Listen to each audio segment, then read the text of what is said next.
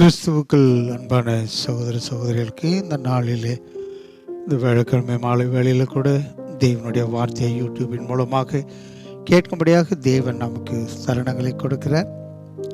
அநேகருக்கு இந்த விதமான தருணங்கள் கிடைப்பதில்லை. அநேகர் தெய்வ வசனத்தை கேட்கிற மக்களைப் போல காணப்படுவார்கள். ஆனால் தெய்வ வசனம் கேட்க வேண்டிய நேரங்களில் அநேக விதமான வேலைகள் அவருடைய சூழ்நிலைகளை மாற்றி போடக்கூடியதாக இருக்குது. இப்பேற்பட்ட நேரங்களில் தேவ வார்த்தை கேட்க வாஞ்சியுள்ள மக்கள் தங்களுடைய நேரங்களை சரியானபடி பிரயோஜனப்படுத்தி கொள்ளுவாங்க. அதனால் இந்த நாளில் கூட தேவனுடைய வார்த்தையை நாம் கேட்பதற்கு முன்பாக எந்த சூழ்நிலையில் நாம் இருந்தாலும் தெய்வ வசனத்தின் மேல் நாம் வாஞ்சியுள்ளவர்களாக இருக்க வேண்டும். இந்த கொரோனா நாட்களில் கூட, இந்த ஊரடங்கு சட்டத்தின் நாட்களில் கூட தேவன் கிருபையாக தாம் நேசிக்கிற மக்களுக்கு தேவனுடைய வார்த்தையை கொடுக்கிறார். இந்த நாளில் கூட தேவன் நம்மளோடு பேசும்படியாக ஒரு வார்த்தையை வைத்திருக்கிறார். நாம் ஜெபத்தோடு அந்த வார்த்தைகளை நாம் கேட்போம், ஜெபிப்போம். எங்களை அதிகமாக நேசிக்கிற பரலோகத்தின் பிதாவே, இந்த மாலை வேளையில் கூட உங்களுடைய வார்த்தைகளை இந்த மத்திய வாரத்தில் கேட்கும்படியான ஒரு கிருபையை கொடுத்தீங்க, உமக்கு நன்றி செலுத்துகிறோம். உண்மை நேசிக்கிற மக்களுக்கு தெய்வ வசனம் எங்கிருந்தோ வருது சாமி. எலியாவுக்கு ஆகாரத்தை கொடுக்கும்படியாக காகங்கள் கொண்டு வந்தது போல, அது எங்கிருந்து கொண்டு வந்தது என்பது தெரியாத ஒரு காரியமாக இருந்தாலும், ஆண்டவரே, எலியாவினுடைய பசிக்கு ஏற்ற வார்த்தை காகங்கள் மூலம் நீர் அனுப்பினீர்.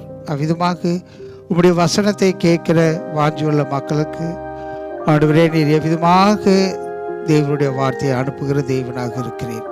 அதனால நாங்கள் வாஞ்சியுள்ளவர்களாக இருந்து நீர் எங்களுக்கு கொடுத்த தருணங்களை பிரயோஜனப்படுத்தி கொள்ள உதவி செய்யும். தொடர்ந்து நீங்கள் பேசும் அப்பாத்திரன் ஆண்டவரே, நான் உன்னோட கூட இருப்பேன் என்று சொன்னதுனால ஆண்டவரே சாமி, ஒன்றும் அறியாத ஆண்டவரே நிர்மூடனாக இருந்த என்னுடைய வாழ்க்கையில் நீர் காட்டின கிருபைகளை நினைத்து ஒரு விஷயமை துதிக்கிறோம். நீங்கள் பேசும், உம்முடைய நாமத்தை மகிமைப்படுத்தி கொள்ளும். இயேசு கிறிஸ்து நாமத்தினால வேண்டிக் கொள்கிறோம் பிதாவே, ஆமென். கர்த்தர் நல்லவர்.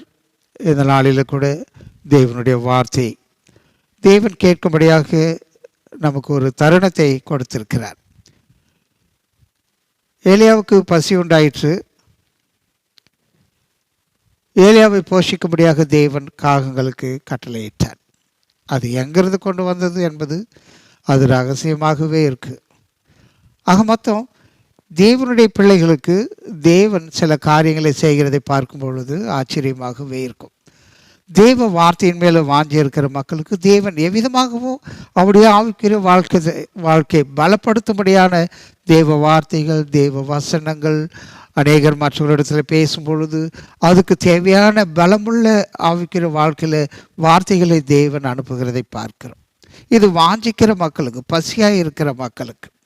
அதனால் இப்பேற்பட்ட ஒரு நாளில் கூட, மத்திய வாரத்தில் கூட தேவனுடைய வார்த்தையை தேவனுடைய பிள்ளைங்க வாரத்தோடு கொடுக்குறாங்க. அதுக்காக சில பிள்ளைங்க முயற்சி செய்து இந்த காரியங்களை செய்து கொடுக்குறாங்க. அதனால் தேவ வார்த்தையை நாம் ஜாக்கிரதையோடு கேட்கும் பொழுது நம்முடைய ஆவிக்குரிய வாழ்க்கைக்கு அது மிகவும் அவசியம். அநேகர் தெய்வ வசனத்தை புரிந்து கொள்வது இல்லை. எதோ கேட்குறோம் என்று சொல்லி நாம் யோசித்து கொண்டிருக்கிறோம். தேவ வசனத்தை நாம் உன்னிப்பாக கவனிப்போம் என்றால், தேவன் நம்மளோடு பேசுகிற காரியங்கள், நம்மளை பலப்படுத்துகிற காரியங்கள், சில நேரங்களில் எவ்வளவு சரீர பலவீனங்களோடு இரவில் நாங்கள் படுத்தாலும், சில நேரங்களில் அது காலையில் எழுந்திருக்கும் போதும் எழுந்திருக்க முடியாத ஒரு ஒரு நிலை, ஒரு பலவீனங்கள் அங்கே இருக்கும். சரி, நம்ம அப்புறம் ஜெபிச்சுக்கலாம் அப்படின்ற மாதிரி ஒரு சூழ்நிலையில் கொண்டு வரக்கூடும். அப்படிப்பட்ட நேரங்களில் நாம் எழுந்து கொஞ்சம் நேரம் தேவனை துதித்து ஜெபிக்கும் பொழுது, குடும்ப ஆராதனை நடத்தும் பொழுது ஒரு புது பலன் சரீரத்துக்குள்ளே வருகிறதை என்னுடைய வாழ்க்கையில் நாங்கள் பார்த்துருக்கிறோம். புது பலன் வரும் தேவனை துதிக்கும் பொழுதும், தேவ வசனத்தை வாசிக்கும் பொழுதும். அதனால தான் அநேகர் தேவ வசனத்தை புரியாததுனால தான் அநேக விதமான சாக்குகளை மக்கள் சொல்லுகிறதை பார்க்கிறோம். சில நேரங்களில் தூக்க மாத்திரை போடுவேன், அது சளிக்காக. இப்பேற்பட்ட சூழ்நிலையில் காலையில் எழுந்திருக்க முடியாத ஒரு நிலைமைகள் இருக்கும். ஆனாலும் எழுந்து ஜெபிக்கும் பொழுது தேவனுடைய பலன், தேவனுடைய கிருபை நமக்கு கிடைக்கிறது. அதனால் தேவ வசனத்தை வாஞ்சோடு கேட்குற மக்களுக்கு எப்பொழுதுமே தேவ வசனத்தின் மூலமாக ஆசீர்வாதம் இருக்கிறது. நாம் இன்றைக்கு பார்க்க போகிற ஒரு பாகம் நமக்கு எல்லாருக்கும் தெரிந்த யோனாவினுடைய புத்தகம். எல்லாருக்குமே தெரியும், அது சின்ன பிள்ளைங்கள்லேருந்து சண்டே கிளாஸ்லேருந்து அதை போதிக்கக்கூடிய வார்த்தைகளாக இருக்குது. ஆனாலும் யோனா பேசுகிற ஒரு வார்த்தை, அவருடைய ஜெபம் எவ்வளவு பெரிய ஆசீர்வாதத்தை உண்டாக்கக்கூடியதாக இருக்கிறதை நாம் பார்ப்போம். நமக்கு ஏற்கனவே தெரியும், தேவனுடைய வார்த்தை கொடுக்கும்படியாக நினிவேவுக்கு யோனாவை அனுப்பும்போது அவன்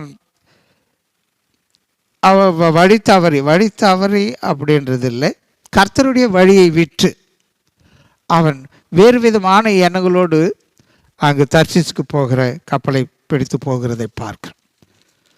அங்கே போன உடனே அவனுக்கு ஒரு இக்கட்டான ஒரு சூழ்நிலை. தேவனுடைய வழியை விட்டு விலகி போகும் பொழுது நிறைய சோதனைகள் வரும், நிறைய கஷ்டங்கள் வரும். இன்றைக்கி அநேகருக்கு அது புரிவதில்லை.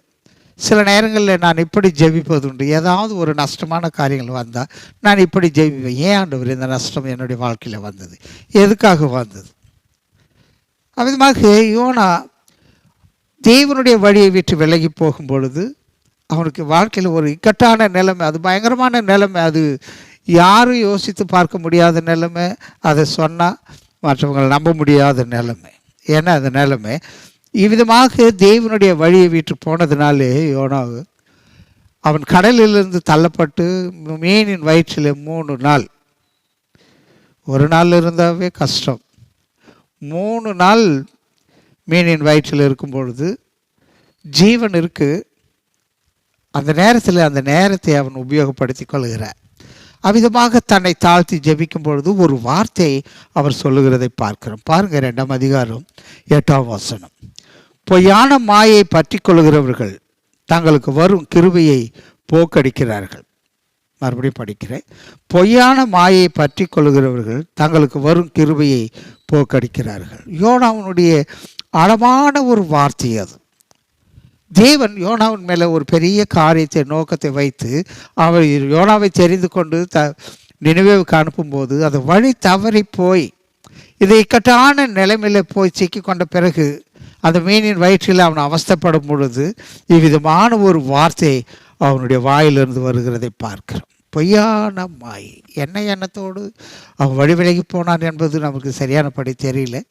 ஆனாலும் ஒவ்வொருத்தரும் ஒவ்வொரு விதமாக சொல்கிறார்கள். எப்படியோ தேவனுடைய வழியை விட்டு யோனா விலகி போனார், ஏதோ ஒரு ஆதாயத்துக்காக. அதை தான் சொல்கிறார், மாயை பின்பற்றி. அநேகர் தேவன் நமக்கு ஒரு காரியங்களை வைத்து தேவன் நம்மளை தெரிந்து கொண்ட பிறகு விக்கிரக ஆராதனை குடும்பங்களிலிருந்து அநேக விதமான சூழ்நிலையிலிருந்து தரித்திரத்திலிருந்து அநியாயமான ஜீவியத்திலிருந்து தேவன் நம்மளை வெளியே கொண்டு வந்து ஒரு வழியை நமக்கு காட்டி கொண்டு போகும் பொழுது நாம் அந்த வழியை விட்டு விலகி போவோம் என்றால் அந்த வழி தேவன் நமக்கு ஒரு வழியை வைத்து இந்த வழியில் போக வேண்டும் என்று சொல்லும் பொழுது நாம் சில நேரங்களில் சில கர்வம், சில பேருக்கு கொஞ்சம் ஏழ்மையில் இருக்கும் பொழுது கொஞ்சம் நல்லா இருக்கிற மாதிரி அப்படியே தெய்வ பக்தி இருக்கிற மாதிரி இருக்கும். கொஞ்ச நாள் மனம் திரும்பினோட நல்ல பக்தி இருக்கிற மாதிரி, கொஞ்சம் வளர்ந்த உடனே கொஞ்ச நாளான உடனே வித்தியாசமான சுபாவங்கள் அவங்களுக்குள்ளே வருகிறதை பார்க்கிறோம். தெய்வ வழியை விட்டு விடுகிறார்கள், அநேக தெய்வ வழியை விட்டு விடுகிறார்கள். வேதத்தில் நம்ம அநேகரை பார்க்க முடியும் விதமாக. பாருங்க, சாலமோனை உங்களுக்கு தெரிந்த பாகமாக இருந்தாலும் சாலமோனுக்கு தேவன் விசேஷமான ஒரு ஞானத்தை கொடுத்தார். யாருமே அது விதமான ஒரு சூழ்நிலைகள், அது விதமான நிலைமைகள் வேறு எந்த ராஜாவுக்கும் இல்லை, யாருக்குமே வந்ததில்லை. அவனை மாதிரி ஒரு ஞானமுள்ள மனுஷன் பூமியில் தோன்றவும் இல்லை, தோன்றினதும் இல்லை என்று சொல்லப்படுகிறது. அப்பேற்பட்ட ஒரு வழியை, ஒரு கிருபையை தேவன் சாலமோன் ராஜுக்கு கொடுத்திருந்தார். சின்ன காரியத்தில் சாலமோன் ராஜா அதை தவறி போகிறதை பார்க்கிறோம். எவ்வளவு பெரிய கிருபை, எவ்வளவு பெரிய கிருபை! பொய்யான மாயை பின்பற்றி சாலமோனுடைய தாய் ஒரு வார்த்தையை சாலமோனுக்கு சொல்லுகிறதை பார்க்கிறோம். பாருங்க, நீதிமொழிகள் 31ஆம் அதிகாரம் 1ஆம் வசனத்திலிருந்து சில வசனங்களை நாம் பார்க்கிறோம். ராஜாவாகிய லேமுவேலுக்கு அடுத்த வசனங்கள். அவன் தாய் அவனுக்கு போதித்த உபதேசமாவது, என் மகனே, என் கர்ப்பத்தின் குமாரனே, என் பொருத்தனைகளின் புத்திரனே, ஸ்திரீகளுக்கு உன் பலனையும் ராஜாக்களை கெடுக்கும் காரியங்களுக்கு உன் வழிகளையும் கொடாதே. ஞானத்தை பெற்ற சாலமோன் ராஜாவுக்கு, தேவனிடத்தில் ஞானத்தை சம்பாதித்து கொண்ட சாலமோன் ராஜாவுக்கு அவருடைய தாய் சரியான ஒரு அறிவுரையை சொல்லுகிறதை பார்க்கிறோம். ஸ்திரீகளுக்கு உன் பலனை கொடுக்காதே. எவ்வளோ அழகான ஒரு வார்த்தை. அது ராஜாக்களுக்கு தகாது. ஆனால் அந்த வார்த்தையை சாலமோன் ராஜா அதை ஏற்றுக்கொண்ட மாதிரி தெரியவில்லை. அவருக்குள்ளே தாம் அனுபவிக்க வேண்டும். தேவன் கொடுத்த ஞானத்தை வித்தியாசமாக உபயோகப்படுத்துகிறதை பார்க்கிறோம். தேவனுக்கு பிரியமில்லாத காரியங்களை ராஜா செய்ய ஆரம்பித்தார். விக்கிரக ஆராதனை மக்களுடைய ராஜ்யத்திலிருந்து மேற்கொள்ளும்படியாக பார்த்தார். பார்க்கிறவங்களெல்லாம் எனக்கு வேண்டும் என்று சொல்லி அநேக ஸ்திரீகளை அவன் விவாகம் பண்ணினான் என்று சொல்லப்படுகிறது. அது வித்தியாசமான உலகத்திலே ஒரு பெரிய காரியமாக அது காணப்பட்டாலும் கூட அது ஞானமில்லாத ஒரு காரியம் என்று சாலமோனுடைய தாய் அங்கு எச்சரிக்கிறதை பார்க்கிறோம். பார்த்தீங்களா? தேவன் வைத்த நோக்கம் என்ன? தாவீதனுடைய சிங்காசனத்தை நீங்கள் என்னுடைய வார்த்தைகளை கை கொள்ளும் பொழுது, என்னுடைய வழிகளிலே நீங்கள் நடக்கும் பொழுது, நித்திய காலமாக உன்னுடைய பிள்ளைகள் ராஜ்யத்தை ஆளுவார்கள் என்று சொல்லி தெளிவாக தேவன் சாலமோனோடு கூட பேசினாலும், இந்த பொய்யான மாயை என்ன? ஸ்திரீகளோடு கூட ஐக்கியமாக இருக்கிறது. பெண்களை விவாகம் பண்ண பார்க்கிறது. 1000 பேரை பண்ணி பார்த்து. அது மாத்திரமல்ல, அவர்களுடைய வழி அவர்கள் பாருங்க, ரொம்ப அழகாக சொல்கிறாங்க. ஸ்திரீகளுக்கு உன் பலனையும் ராஜாக்களை கெடுக்கும் காரியங்களுக்கும் உன் வழிகளை கொடாதே. திராட்சரசம் குடிப்பது ராஜாக்களுக்கு தகுதி அல்ல. பார்த்தீங்களா?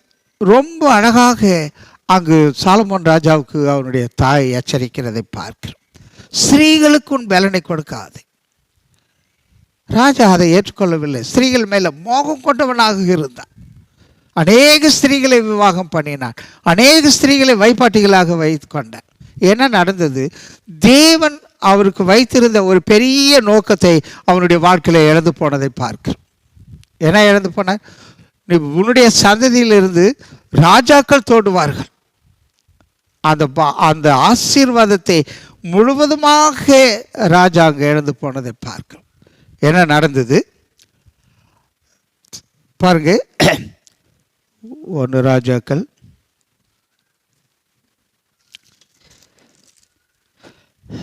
11ஆம் அதிகாரம் 9ஆம் வசனத்தில் விதமாக சொல்லப்படுகிறது. ராஜாவை பார்த்து ராஜாவுக்கு தேவனுடைய காரியங்கள் ஆண்டவர் 2 விசை பேசினார் என்று சொல்லி 9வது வசனம். இஸ்ரவேலின் தேவனாகிய கர்த்தர் சாலமோனுக்கு 2 விசை தரிசனமாகி அந்நிய தேவர்களை பின்பற்ற வேண்டாம் என்று கட்டளையிட்டு இருந்தும் அவன் கர்த்தரை விட்டு தன் இருதயத்தை திருப்பிக் கொண்டான். கர்த்தரை விட்டு 2 விசை எச்சரித்தான். என்ன சொல்லி எச்சரித்தார்? அந்நிய தேவர்களை பின்பற்ற வேண்டாம். ஏன் அந்நிய தேவர்களை பின்பற்ற வேண்டிய ஒரு நிலைமை?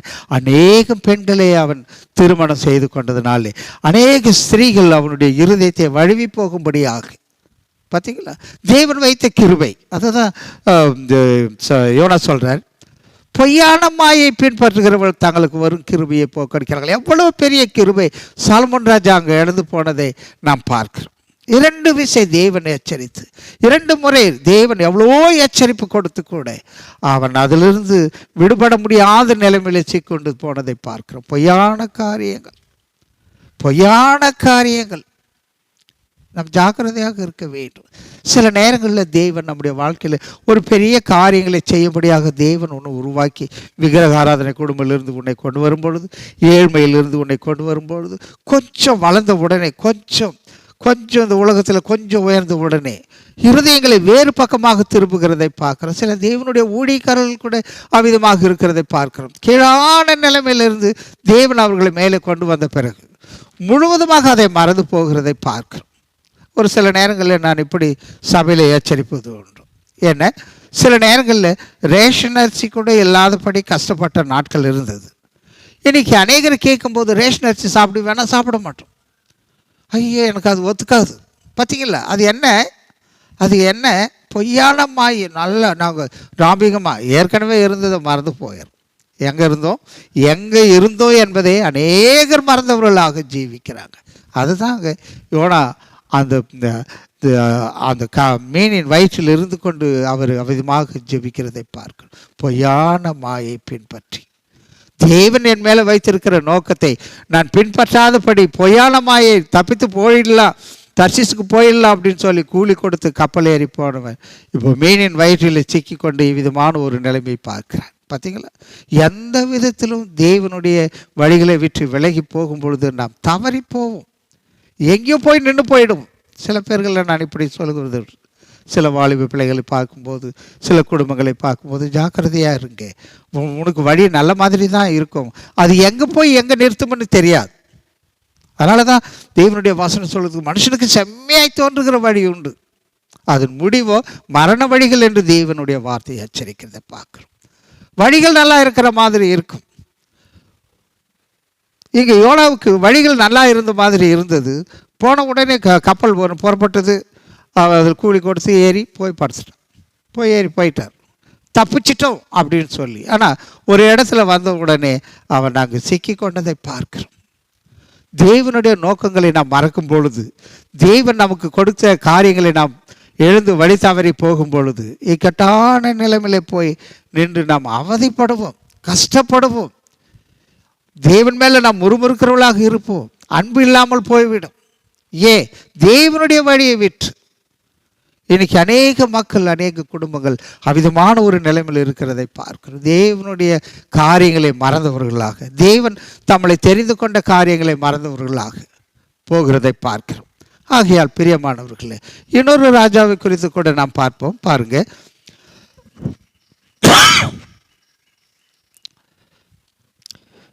அதே 11ஆம் அதிகாரம். இங்கு எரேமியாம் என்று சொல்லக்கூடிய ஒரு மனுஷன், சாதாரணமான ஒரு மனுஷன், சாலமோன் ராஜாவினுடைய அரண்மனையில் வேலை செய்யக்கூடிய யோசேப்பினுடைய கோத்திரத்தை அழகாக சொல்லப்பட்டிருக்கு. 11:28 வசனம். யெரொபெயாம் என்பவன் பராக்கிரமசாலியாய் இருந்தான், அவன் காரிய சமர்த்தனான வாலிபன் என்று சாலமோன் கண்டு யோசேப்பு வம்சத்தாரின் காரியத்தை எல்லாம் அவன் விசாரிப்புக்கு ஒப்புவித்தான். யோசேப்பினுடைய கரணல்ல ஒரு தாளந்துள்ள வாலிபன், தேவன் அவனை தெரிந்து கொள்ளும்படியாக அந்த சாலமோன் ராஜாவினுடைய அரண்மனையில் வைத்தார். சாலமோன் ராஜாவும் அவருக்கு யோசேப்பினுடைய வம்சத்தை விசாரிக்கும்படியான ஒரு பொறுப்பை கொடுத்தார். இப்போ என்ன நடந்தது? யெரொபெயாமை தேவன் ராஜாவாக்கும்படியாக பார்த்தார். சாலமோனுக்கு கொடுத்த கிருபை அவன் இழந்து போனான். அதனால அந்த ராஜ்யபாரத்தை யெரொபெயாமுக்கு கொடுக்கும்படியாக அகியா என்று தீர்க்கதரிசனம் மூலமாக அங்கு தீர்க்கதரிசனமாக அகியா போய் யெரொபெயாம் இடத்துல சொல்கிறார். பாருங்கள், எல்லாத்தையும் நம்ம அந்த அதிகாரம் முழுவதையும் படிப்போம் என்றால் நமக்கு சரியானபடி விளங்கும். ஆனால் நமக்கு எல்லாருக்கும் தெரியும். 38ஆம் வசனம் பாருங்கள். நான் உனக்கு கட்டளையிட்டதை எல்லாம், யெரொபெயாமுக்கு தேவன் கட்டளையிட்ட காரியங்கள் நீ கேட்டு கை கொண்டு நீ என் வழிகளில் நடந்து என் தாசனாகிய தாவீது செய்தது போல என் கட்டளைகளையும் என் கற்பனைகளையும் கை கொள்ளும்படிக்கு என் பார்வைக்கு செம்மையானதை செய்கிறது உண்டானால் நான் உன்னோடு இருந்து நான் தாவீதுக்கு கட்டினது போல உனக்கும் நிலையான வீட்டை கட்டி இஸ்ரவேலை உனக்கு தருவேன் என்று தேவன் யெரொபெயாமை பார்த்து சொல்லுகிறதை பார்க்கிறோம். சாதாரணமான ஒரு மனுஷன், அவன் ராஜ வம்சத்தை சேர்ந்தவன் அல்ல, பராக்கிரமசாலி, நல்ல காரிய சமர்த்தம் உள்ளவன் தான். ஆனால் ராஜவம்சத்தில் இல்லை. தாவீதனுடைய ராஜவம்சத்தை, தாவீதனுடைய குடும்பத்தில் இருக்கிறவங்க தான் அரசாளணும். இப்பொழுது அந்த சாலமோன் ராஜா அந்த பொய்யான மாயை, அந்த பெண்களுடைய ஆசையில் போய் தன்னுடைய வழிகளை கெடுத்து அந்த இழந்து போன அந்த காரியத்தை யெரொபெயாமுக்கு கொடுக்கும் பொழுது தேவன் தீர்க்கதரிசனம் மூலமாக அகியாவின் மூலமாக விதமாக சொல்லுகிறதை பார்க்கிறோம். என் கட்டளைகளையும் என் கற்பனைகளையும் கை கொள்ளும்படிக்கு என் பார்வைக்கு செம்மையானது செய்கிறது உண்டானால் நான் உன்னோடு இருந்து நான் தாவீதுக்கு கட்டினது போல உனக்கு நிலையான வீட்டை கட்டுவேன். பார்த்தீங்களா, எவ்வளவு பெரிய ஆசீர்வாதம். யெரொபெயாம் சாதாரணமான ஒரு மனுஷனாக இருந்தாலும் அவனுக்கு தேவன் பேசின ஒரு வார்த்தை, நீ இவைகள் எல்லாம் கை கொள், என் கற்பனைகளை கை கொள்ளும்படிக்கு என் பார்வைக்கு செம்மையானது செய்கிறது உண்டானால் நான் தாவீதுக்கு செய்தது போல நான் உனக்கு செய்வேன் என்று சொல்லுகிறதை பார்க்கிறோம். ஆனால் அது யெரொபெயாம் ராஜா இழந்து போகிறதை பார்க்கிறோம். ரொம்ப சீக்கிரமாக அதை இழந்து போனார். கொஞ்ச நாளில் அதை இழந்து போனார். 10 கோத்திரங்களை தேவன் அவனுக்கு ராஜாவாக ஆளும்படியாக தேவன் யெரொபெயாமுக்கு ஒரு பெரிய கிருபை செய்தார். அந்த கிருபையை கொஞ்ச நேரத்தில் போக்கடித்து கொண்டதை பார்க்கிறோம். என்ன, அவன் விக்கிரக கன்றுக்குட்டிகளை செய்து பாருங்க, 13ஆம் அதிகாரத்தில் இப்படி சொல்லப்பட்டிருக்கு. 12ஆம் அதிகாரம் 28ஆம் வசனம், ராஜாவானவன் யோசனை பண்ணி பொன்னினால் 2 கன்றுக்குட்டிகளை உண்டாக்கி ஜனங்களை பார்த்து, நீங்கள் எருசலேமுக்கு போகிறது உங்களுக்கு வருத்தம். இஸ்ரவேலரே, இதோ இவைகளை உங்களை எகிப்து தேசத்திலிருந்து வர பண்ணின உங்கள் தேவர்கள் என்று சொல்லி ஒன்று பெத்தேலிலும் ஒன்று தானிலும் ஸ்தாபித்தான். இந்த காரியம் பாவமாயிற்று. ஜனங்கள் இந்த ஒரு கன்றுக்குட்டிக்காக தான் மட்டும் போவார்கள். எவ்வளோ பயங்கரமான ஒரு நிலைமைக்குள்ளே யெரொபெயாம் போனதை பார்க்கிறோம். பார்த்தீங்களா? ஒரு நோக்கம். தேவன் ஒவ்வொருத்தர் மேலேயும் தேவனுடைய வசனத்தை கேட்கும்போது தேவன் நமக்கு ஒரு நோக்கத்தை உண்டாக்கி தேவ வசனத்தை கேட்கும்படியாக கொண்டு வருகிறார். தேவனை அறிந்த குடும்பத்தில் தேவன் உங்களை கொண்டு வந்து சேர்க்கிறார். சில நேரங்களில் தேவன் அறிந்த குடும்பங்களில் தேவன் உன்னை பிறப்பிக்க பண்ணுகிறார். எவ்விதமாக அந்த நேரங்களை நாம் பிரயோஜனப்படுத்திக் கொள்கிறோம். இன்றைக்கி அநேகர் உலக காரியங்களை பார்த்து, பொய்யான காரியங்களை பார்த்து, பொய்யான மாயைகளை பார்த்து, ஒரு சிலர் நான் இந்த வீட்டில் பிறந்ததுனால இந்த காரியத்தை செய்யக்கூடாதா, உலக மக்கள் எவ்விதமாக இருக்கிறார்கள் என்று சொல்லி, பார்த்தீங்களா, தேவனுடைய நோக்கத்தையே மறந்தவர்களாக போகிறதை பார்க்கிறோம். அதுதான் யோனாங்க எச்சரிக்கிறதை பார்க்கிறோம். பொய்யான மாயை பின்பற்றி தங்களுக்கு வரும் கிருபையை அநேகர் போக்கடிக்கிறார்கள். தேவன் ஒரு பெரிய நோக்கத்தோடு கிருபையோடு தேவன் உன்னை சுகமாக்கி, தேவன் உன்னுடைய வாழ்க்கையில் அற்புதங்களை செய்து, தேவ வசனத்தை கேட்கும்படியாக, நீ ஞானஸ்நானம் பெறும்படியாக, நீ ரட்சிக்கப்படும்படியாக தேவன் அநேக சந்தர்ப்பங்களை கொடுத்து உன்னை உருவாக்கி கொண்டு வரும்பொழுது நீ பொய்யான மாயை பின்பற்றி அநேகர் தங்களுக்கு வரும் கிருபையை, தேவனுடைய கிருபையை இழந்து போகிறாங்க. அந்த யெரொபெயாம் ராஜாவை பார்க்குறோம். அவன் சாதாரணமான ஒரு மனுஷனாக இருந்தாலும் தேவன் அவனை 10 கோத்திரங்களுக்கு ராஜாவாக மாற்றின பிறகு அவனை, நீ என்னுடைய கற்பனைகளை கை கொண்டு நீ நடப்பாய் என்றால் தாவீதுக்கு கொடுத்த ஆசீர்வாதத்தை நிலையான வீட்டை உனக்கு கொடுப்பேன் என்று சொன்னாலும் அதை அவனுடைய மனது ஏற்றுக்கொள்ள மனதில்லாதபடி இருந்தது. ஏதோ கொஞ்சம் பேர் தேவ வசனத்தை கேட்டு ரட்சிக்கப்பட்டு கொஞ்ச நாள் தேவனுக்கு உண்மையாக இருக்கிறது மாதிரி காணப்படுவாங்க. இன்னும் கொஞ்ச நாள் போன உடனே அவர்களுக்குள்ள ஒரு பெருமை வரும். நான் அவர்களை காட்டிலும் அதிகமாக ஜெபிக்கிறேன், நான் அவர்களை காட்டிலும் அதிகமாக வேதம் வாசிக்கிறேன், நான் அவர்களை காட்டிலும் அதிகமாக நான் தேவனுக்கு கொடுக்கிறேன் என்று சொல்லி ஒரு விதமான பெருமை, கர்வம் வெளியே வருகிறதை பார்க்கிறோம். அதுதான் யோனா அங்கே ரொம்ப தெளிவாக எச்சரிக்கிறதை பார்க்கிறோம். தங்களுக்கு வரும் கிருபையை போக்கடிக்கிறார்கள் என்று சொல்லி எத்தனை பேர் தேவன் நம்ம மேலே வைத்திருக்கிற நோக்கத்தை இழந்து போகிறவர்களாக இருக்கிறோம். சாலமோன் ராஜாவுக்கு உலகத்திலே அவனை மாதிரி பிறந்ததும் இல்லை, பிறக்க போவதும் இல்லை என்று சொல்லப்பட்ட ஒரு ராஜா தேவனுடைய வழிகளை விட்டு போய் எப்பேற்பட்ட ஒரு கீழான நிலைமையில் தேவன் 2 விசை அவனை சந்தித்து எச்சரித்தும் அவன் மனம் அந்த வழியை விட்டு திரும்பாமல் போனான் என்று, தேவனுடைய சத்தத்தை கேட்க மனதில்லாதவனாக போனான் என்று சொல்லப்படும். ராஜ்யபாரத்தை இழந்து போனான்.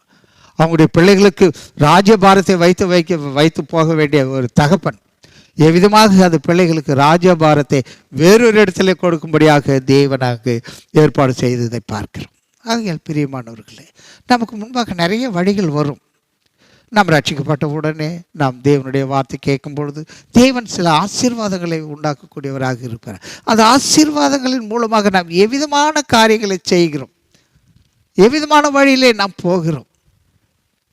அநேகர் வழி தவறி போகிற காரியங்களையே நாம் பார்க்கிறோம். அதனால தான் பரிசுத்த பவுல் தீமோத்தேயுக்கு விதமாக எச்சரிக்கிறதை பார்க்கிறோம். பாருங்க, 1 தீமோத்தேயு 6ஆம் அதிகாரம்.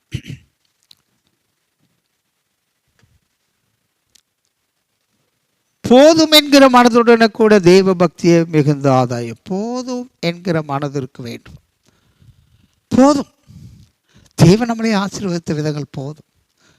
ஒரு சிலர் தேவனுடைய ஊழியம் செய்கிறவர்கள் கூட அநேகருக்கு அநேக விதமான ஆசைகள் வருகிறதை பார்க்கிறோம். தேவன் உனக்கு கொடுத்த ஊழியத்தை தேவன் உன் மூலமாக நிறைவேற்றும்படியாக பார்க்கிறார். நீ வேறு விதமான வழிகளை கொண்டு வருவாய் என்றால் ஊழியத்தில் அந்த வழிகள் வித்தியாசமான நிலைமைக்குள்ளே நம்மை கொண்டு போகிறதை பார்க்க முடியும். சில நேரங்களில் தேவனுடைய பிள்ளைகளுக்கு தேவன் சில காரியங்களை செய்கிறதை பார்க்கிறோம். ஆச்சரியமாக இருக்காது. தேவன் அவர்களுக்கு கொடுத்த காரியம். நாம் கொஞ்சமானது அதிகமானதை யோசித்து கொண்டிருப்போம். இப்படி செய்யணும். சில பேருடைய காரியங்களை பார்க்கும்போது எப்படி இருக்கும், ஆண்டவர் கொஞ்சம் கொடுத்தா அதில் போதும்னு இருக்க மாட்டாங்க, இன்னும் கொஞ்சம் தரணும், இன்னும் கொஞ்சம் தாங்க, இன்னும் கொஞ்சம் தரணும் அப்படின்னு சொல்லி. அதனால தான் பரிசுத்த பவுல் தீமோத்தேயுவுக்கு ரொம்ப தெளிவாக ஒரு எச்சரிப்பு, போதும் என்கிற மனதுடனே கூட போதும். தேவன் நமக்கு கொடுத்த ஆசீர்வாதம் போதும். எவ்வளோ மக்கள் கீழான நிலைமையில் இருக்கிறதை பார்க்கிறோம். எவ்வளவு கீழ்த்தட்டில் இருக்காங்க, எவ்வளோ பேருக்கு ஆகாரம் இல்லாதபடி இருக்காங்க, எவ்வளோ பேர் பசியினால் இருக்கிறாங்க. தேவன் நமக்கு கொடுத்தாரே, போதும் என்கிற மனது நமக்குள்ளே இருக்கா?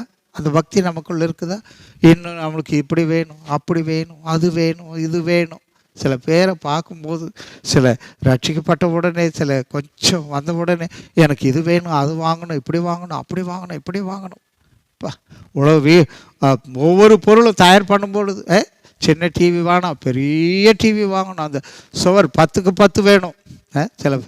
சில பேருடைய வீட்டில் போனால் எவ்வளோ பெரிய டிவி இருக்குதுன்னா அது செவ்வறு முழுவதும் டிவி இருக்கிற மாதிரியே இருக்கும்.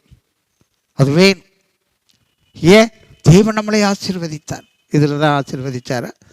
ஏன் சின்ன டிவி வச்சுட்டு பார்த்துட்டு இருக்க முடியாதா? இல்லை. சில பேருக்கு அது போதும், இது போதுன்ற மனசே இல்லை, இன்னும் பெருசு, இன்னும் பெருசு, இன்னும் அதிகம், இன்னும் அதிகம். பார்த்தீங்களா? அதை தான் ரொம்ப சொல்கிறாரு. யாருன்னு சொல்ல 10ஆம் வசனத்தில், பண ஆசை எல்லா தீமைக்கும் வேறாக இருக்கிறது. நாம் விழுந்து போகிற காரியங்களுக்கு பண ஆசை எல்லா தீமைக்கும் வேறாக இருக்கிறது என்று சொல்லப்படுது. பார்த்தீங்களா? நாம் அதிகமான உலக பொருள்கள் மேலே நம்முடைய கவனத்தை வைத்தால், உலக பொருளை வாங்க வேண்டும் என்று உன்னுடைய மனதில் நீ வாஞ்சித்தால், நாம் இதை வாங்க வேண்டும், அதை வாங்க வேண்டும் என்று வாஞ்சிக்கும் பொழுது தேவன் நமக்கு கொடுத்த கிருபையை இழந்து போய்விடுவோம், பொய்யான காரியங்களை பின்பற்றும் பொழுது. அதனால தான் தேவனுடைய வசனம் சொல்லுது, பொய்யான மாயை பின்பற்றுகிறவர்கள் தங்களுக்கு வரும் கிருபையை போக்கடிக்கிறார்கள், இழந்து போகிறாங்க. எத்தனை பேர் தேவனுடைய ஆசீர்வாதங்களை நாம் இழந்து போகிற மக்களாக இருக்கிறோம். சின்ன வயதிலிருந்து தேவனுடைய வார்த்தை கேட்கிறோம், தேவனுடைய கண்டிப்பு நமக்கு இருந்து கொண்டிருக்கு, தேவனுடைய உபதேசங்கள் நமக்கு சொல்லப்பட்டிருக்கிறது. எத்தனை பேர் தேவ வசனத்துக்கு நாம் நடுங்குகிறோம்?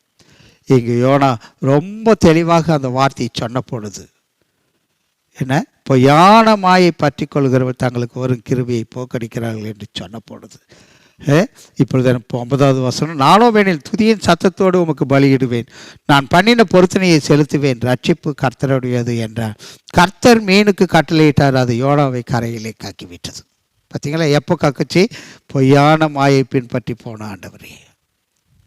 நாம் இக்கட்டான நிலைமையில் போய் நின்று கொண்டிருந்தாலும் கூட பொய்யான மாயை நாம் பின்பற்ற, தேவனுடைய வழியை விட்டு பின்பற்றி வந்த காரியத்தை நீ யோசிப்பாய் என்றால், கர்த்தர் மீனுக்கு கட்டளையிட்டது போல தேவன் நமக்கு அந்த மாயிலிருந்து கட்டளையிடுவார். யோனாவை கரையிலே கக்கினது போல நாம் அந்த காரையிலிருந்து வெளியே வர முடியும்.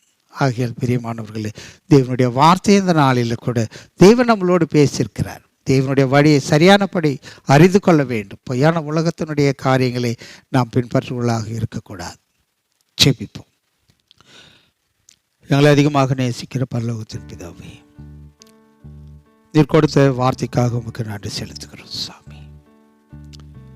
யோனா தேவன் கொடுத்த வழியை விட்டு விலகி போனதுனாலே இக்கட்டான நிலைமையில போய் நின்று கொண்டதை பார்க்கிறோம்.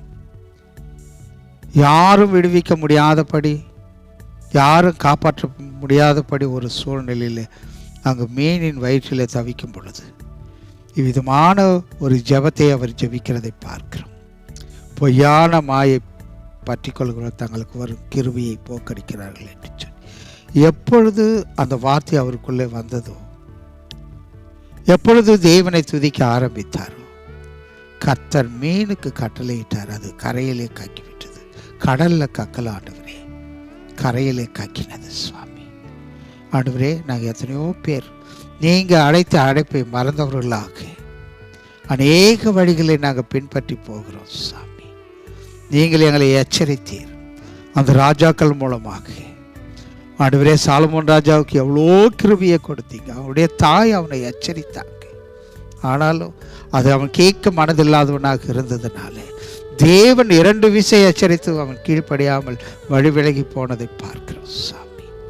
ராஜ்யபாரம் அவனை விட்டு தேவன் கொடுத்த கிருபை இழந்தவனாக அங்கு நின்றதை பார்க்கிறோம் சாமி. அவ்விதமாகவே யெரொபெயாமுடைய வாழ்க்கையில் பார்க்கிறான்.